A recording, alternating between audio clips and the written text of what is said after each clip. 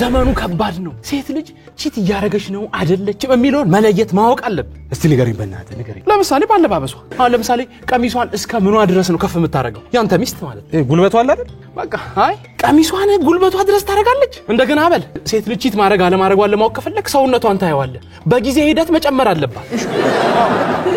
መወፈር አለባት ተው አጉል ጥርጣሬ ውስጥ አትከተኝ ተው ሰውነቷ መወፈር አለበት መጨመር አለበት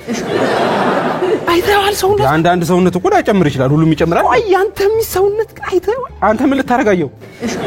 ለኔ የፈለኩትን ሰማኛውን ሴት ልጅን መለየት አለብህ ላይ ነን ያለ ነው አይደል እንዴ አየህ ወይ አልከ እንዴት አላየውም እንዴ ባሉ አይደል እንዴ ይታየል እንዴ እንዲሁ ስታልፍ ነው እኔ እኮ ከሰው ጋር ስላየኋት ከሰለሞን ጋር ይቻታል ሰለሞን እንዲህ ሲያረጋት ይሄኛ ሰለሞን ስጦታ ቃን ንግዛ አለኝ ይዤው አብሬው ሄድኩ የውስጥ ልብስ ለሴት ሊገዛ አየው ቀይ የውስጥ ልብስ ገዛ ከዛ እሱ የገዛውን ቀይ የውስጥ ልብስ የት ባየው ጥሩ ነው ሚስት ላይ ሚስት አርጓዩ እንዲህ ሳይው እንዲህ ይሄ ውስጥ ልብስ አቋሉ እዚህ ጋር ነጭ ያለበት እንዲጎን መስመር የሆነ ቀን ናለች የኔ ሚስት ባል የለም ናለች ሄድኩ ሌላ ሰው አለ አንተ አልነበርክ ለምሳሌ አንተ ክፍለ ሀገር ነበርክ